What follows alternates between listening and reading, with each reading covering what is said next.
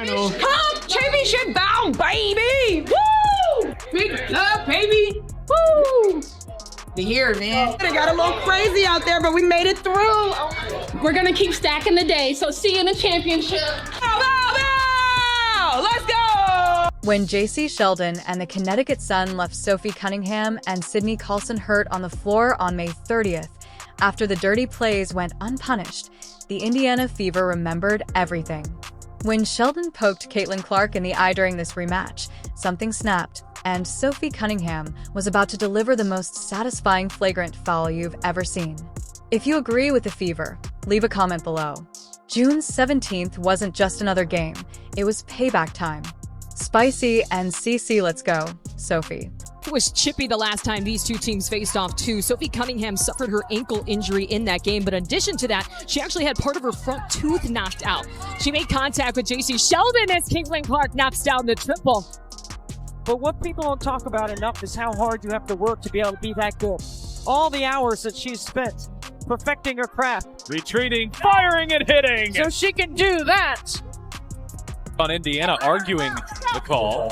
I mean, step back, you're late. She almost looks you in the eye. Image from May 30th, the Indiana Fever versus Connecticut Sun game went horribly wrong for the Fever. It began as a typical game between two WNBA teams vying for spots, but the Suns' level of physicality went beyond being competitive to being dangerous, and you could sense the tension rising from the first tip. Can we talk about the physicality for a second? Two players on the Indiana Fever got injured last night by the same player on the Connecticut Sun, and that was Jacy Sheldon. And I tweeted about it. She was playing so reckless. I'm fine with players playing aggressive, but there is a thin line between playing aggressive and playing reckless. When you dive for a ball, you don't land on somebody's leg. She landed on top of Sydney Colson's leg, and her leg got stuck and literally twisted around. Both injuries, both Sydney Colson and Sophie Cunningham, were contact injuries. Sydney Colson was injured in another dubious play that left everyone wondering what was going on outside. The worst part was that JCS Sheldon was right in the middle of both incidents, playing in an aggressive style that makes your blood boil. Sophie Cunningham went down first with what appeared to be a deliberate hit. The contact was too hard for what should have been routine basketball. They weren't non-contact. They weren't ACLs, they weren't Achilles, they were contact injuries caused by the same player. And this kind of physicality that the WNBA they brag about. They say it's always been a physical league. That's just the heart of the it's not good basketball. And we've seen so many injuries. Paige Becker's out with a concussion. Rakia Jackson was out with a concussion. All of these injuries are contact plays. We've seen Caitlin Clark last year get chucked to the ground. We saw Angel Reese get clothesline chucked to the ground. The players continue to do it because the refs are allowing them. Why wouldn't you keep doing it if you're a physical player? This is where college history enters the picture. Sheldon and Clark had been at odds since their college days, when they played Iowa versus Ohio State. Every time they squared off on the court, Sheldon made it her goal to get under Clark's skin. She would follow Clark around and bump into her on screens. Talk trash when there are dead balls. This was now more than simply basketball. It was personal. Her mortal enemy took out a player. Jacy Sheldon. Caitlin Clark's mortal enemy. Jacy Sheldon. Mayday's officials appeared to overlook everything, as if they were witnessing a totally different game than everyone else. The Fever fought hard but lost that game 85-83, but more significantly, they lost two important players to injuries that could have been avoided if the officials had properly controlled the game. Sydney Colson and Sophie Cunningham were hurt, and their absence would be felt in the games that followed. Hard fouls went uncalled, dangerous plays were ignored, and Clark had to watch her teammates get hurt while Sheldon left without even a warning from the officials. This is a reckless play. This is reckless. It is dangerous. And this angle makes it look even worse. It is dangerous. Like, Sid Colson is between her and the ball. Sid Colson is in fact between Jacy Sheldon and the ball, and she dives through her knee. It wasn't even called as a foul. The Fever would remember this game, remember who caused the injuries, and remember that the officials allowed it all to happen. You could see it in Clark's eyes after that loss. the way she looked at Sheldon during the handshake line, and the way she responded to questions in the post-game interview. June 17th couldn't have arrived sooner. Clark has recovered from her quad injury and is ready to play the Connecticut Sun again after a convincing victory over the then-unbeaten New York Liberty. This was her second game back after 3 weeks off the court, and you can tell she remembers every detail of the previous encounter, from the way she enters the court and the way she looks at the Sun players during warm-ups. This isn't just another game for her. She just texts me. She never texts me during the game. All right. Here is Clark splashing home a three from way downtown. Kelly escorting her back to the bench. Jacy Sheldon is there with her hand in her face. With the same aggressive style that injured Sophie Cunningham and Sydney Colson back in May, the game begins with that familiar tension in the air. Sheldon is protecting Clark as if her life depended on it, getting too close for comfort, and shadowing Clark during every possession, bumping her on screens, and doing all the other little things that make basketball ugly. Everyone in the arena can sense what's coming. And Caitlin Clark are talking to the official. They're both going at it, saying, hey, oh, there's a little extra right there. Uh-oh. Then Marina steps in to protect JC. When Sheldon comes over to defend, Clark is bringing the ball up court when the third quarter begins. She tries what appears to be a steal attempt, but her finger goes right into Clark's eye. The contact is instantaneous and clear, and you can see Clark's head snap back from the impact. Third quarter we go. They're trailing by 10. Keep an eye on her and Jacy Sheldon. Clark trying to back her down. Clark is okay. Sheldon, that was Clark, hitting her in the face. Clark is upset about that. Then everybody's upset about that. Marina Mabrey comes in. She decks Clark, tempers flaring on both sides. As soon as she realizes what happened, Clark clutches her face, and you can see the pain and rage blending together. She's squinting to try to see clearly, but you can see she's thinking about more than just the physical discomfort. This wasn't a coincidence. The same player who injured her teammates is now pursuing her using the same dishonest tactics that went unpunished before Clark does what any competitor would do. She pushes back after being poked in the eye, literally pushing Sheldon away from her. This is a normal reaction when someone pokes your eye socket. The crowd erupts because everyone witnessed what actually happened, but the referees are about to make things worse. I mean, is that displacement? I think it is. Oh, and Marina Mabrey is going to get ejected. If the officials saw that, Marina Mabrey is going to get ejected. Well, they're going to go and look at it. Look at Mabrey. She's got a scar on one side, a scratch on one side of her face, a scratch on the other side. It's not from the game today. I asked her about it. She's always in the mix. There's a lot of contact here.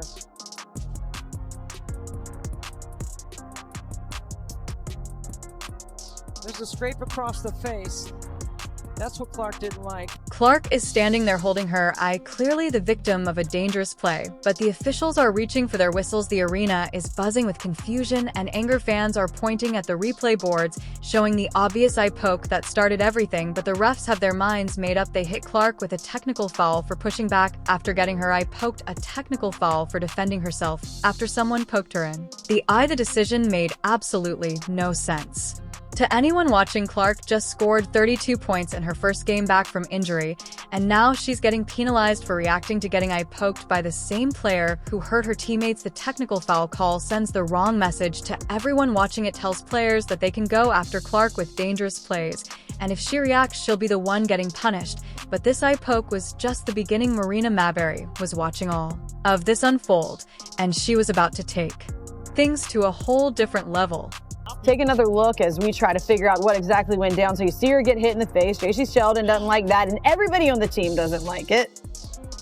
Marina, trying to have her teammates back, pushes her down. You see a little bit of drama all the way around. Tina, Charles, Clark, and Mabrey, they received technical fouls. Sheldon received a flagrant 1 foul. Marina Mabrey chooses to handle things herself in the worst way imaginable when Clark receives that fictitious technical penalty. Clark is still recovering from her eye injury when Mabrey arrives and does something that astounds everyone in the arena. That's what Clark didn't like. then Mabrey came in with a bump. And Mabrey's day is almost assuredly going to be done. But both teams. This was an outright assault. Mabrey body checked, not basketball contact. Even casual spectators could see what happened because the hit was so apparent and unnecessary, like this is hockey instead of basketball, and sent her flying backward onto the court. You can see the astonishment on her face when Clark hits the floor hard and realizes that she was just the target of a cheap shot from a Connecticut Sun player.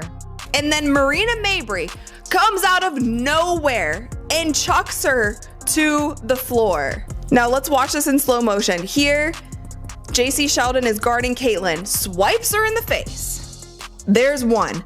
Going for the ball, swipes her in the eyeball. Caitlin's gonna have to start wearing goggles. And then Caitlin pushes her off of her, like, why are you still in my face? Marina Mabrey, bat out of hell, chucks Caitlin Clark to the ground. The crowd is going crazy because they can't believe what they're witnessing on their home court. Coach Stephanie White is going crazy on the sideline, screaming at the officials who are somehow still not seeing what's happening right in front of them.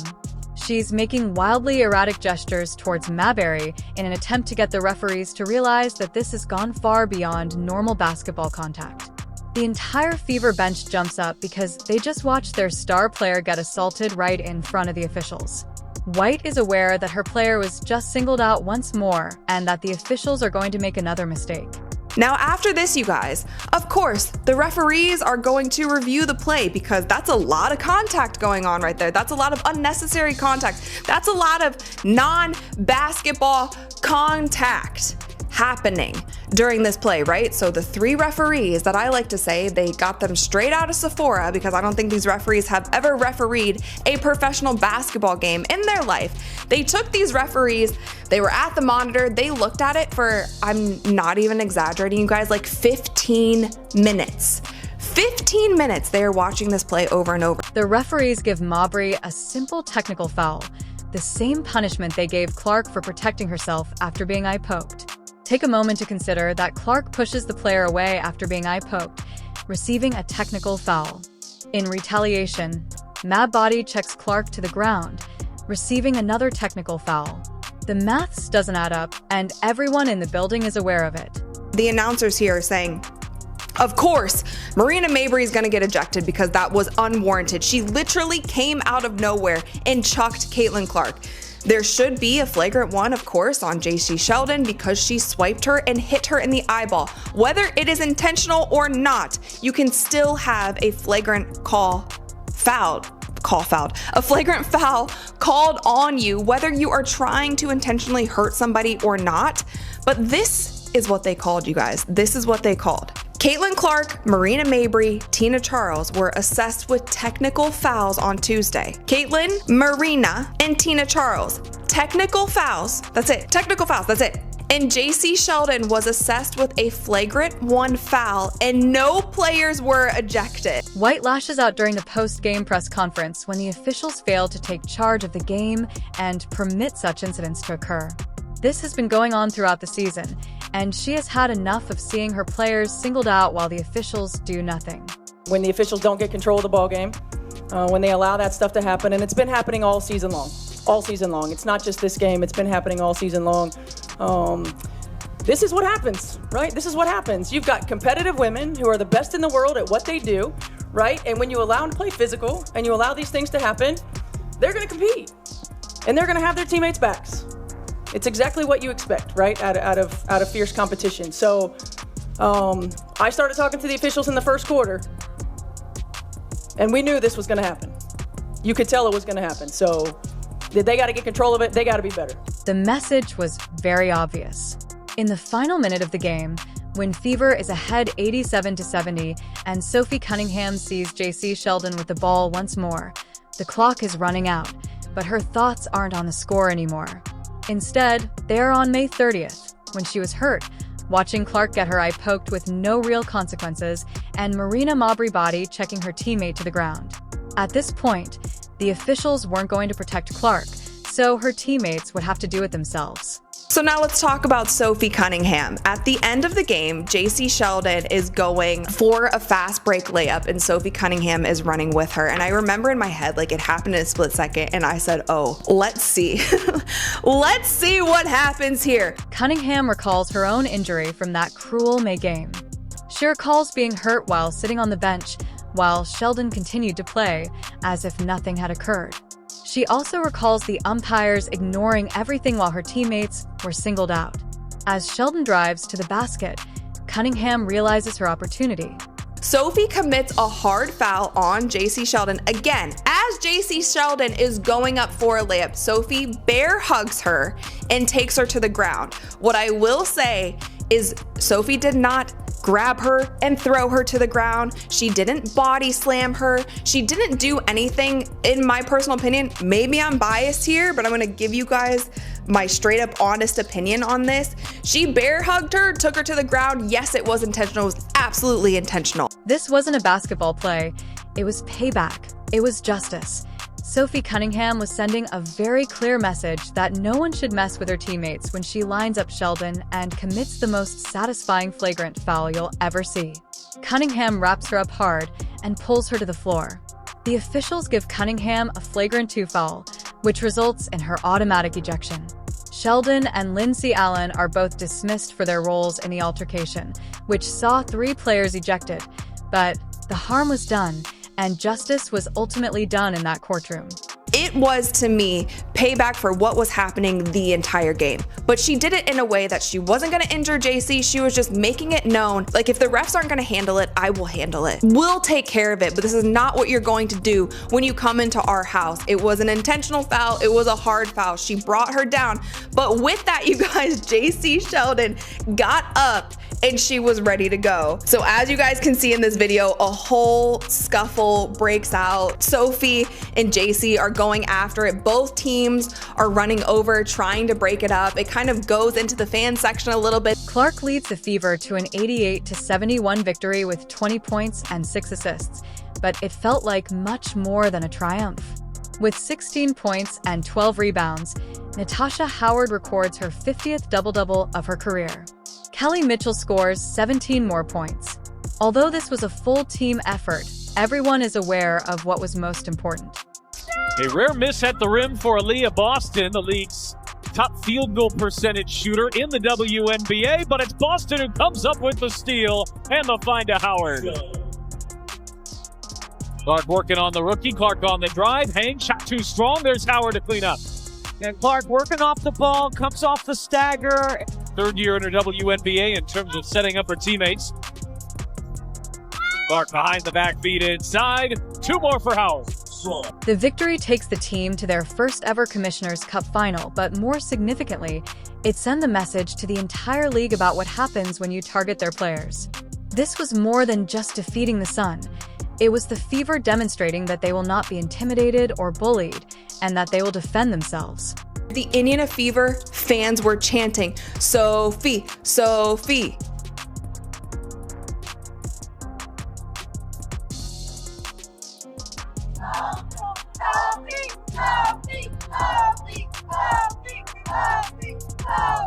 Sophie's jersey is gonna sell out tonight. She's gonna be in the All-Star game tonight just from this one play because she was standing on business. It wasn't a dirty play. It was an intentional foul and it was meant to send a message. It turned into a scuffle and I don't think anybody wanted that. After the brutal May 30th loss, the Fever exacted their revenge.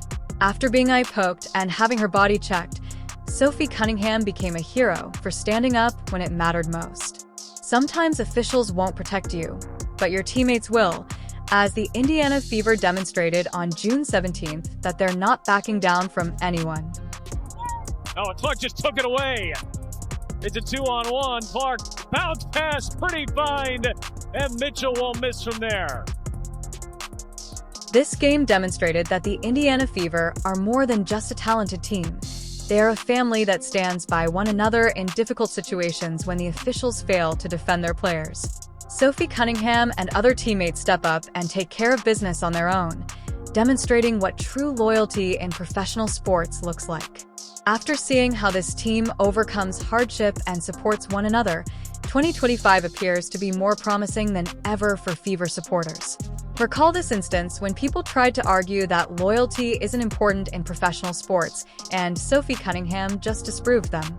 If you agree with the Fever, leave a comment below with CC and Spicy. The Commissioner's Cup final is scheduled for July 1st. To ensure you don't miss anything, Sophie likes to subscribe and switch on all notifications. Click the video on the screen, and we'll see you in the next.